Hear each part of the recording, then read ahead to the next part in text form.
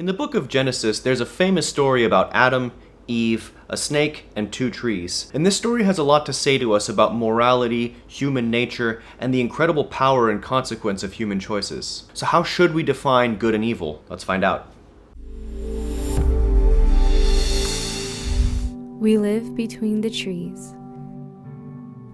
From the very beginning, there were two trees that dictated the course of human history: the tree of life and the tree of knowledge of good and evil.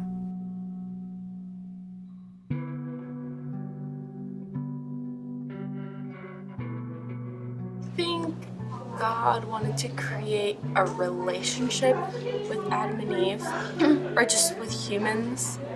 Of course he knew what was going to happen, but I think he wanted to give them a chance to choose. A lot of people may think that it was like a test to test certain people, but I think part of God's character and him showing us how he loves is giving us the option of free will. At the end, it was kind of to establish a barrier of truth and trust between God and the two humans, the first humans. Ultimately giving us that choice to choose to be for him instead of choosing the other road, which is not being with him. God gave us the trees as a choice to choose or not choose him. He placed the tree and told Adam and Eve not to eat from it. Adam and Eve failed in that they thought they could attain the knowledge of God. They decided to judge what was evil and what was good for themselves. And what's wrong with that? We decided to be our own judge, but we change. As humans, everything about us changes, from our opinions, our beliefs, our bodies, and our hairstyles. With our ever-changing selves, our ideas of good and evil will also change. What we once thought was good might be evil, and vice versa. When we are always changing, how can we really know good from evil? We need someone who doesn't change. Someone who is constant.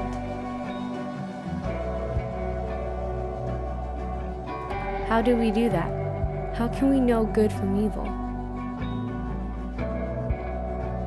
Giving up our independence from God.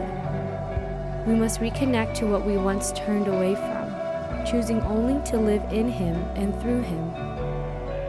So if the tree was placed as a choice with evil attached, did God create evil? No.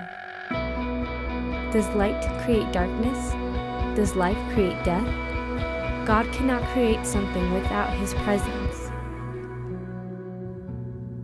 Good and evil are two separate concepts. One is the absence of the other. They don't have anything in common. There are no traces of light in darkness, and there are no traces of God in evil. Evil is the absence of God, and we chose to know what that is. Why the tree of knowledge of good and evil? Did God not want us to have knowledge? He's given us very capable brains, and He doesn't want to throw that away.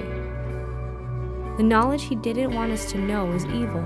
He doesn't want us to experience what life is without Him. He only wishes for the best in our lives. He wants us to live life with Him to experience all the goodness that there is. The choices made many years ago still dictate the course of humanity. But we face the same choices every day. We still stand between two trees. Which one will you choose?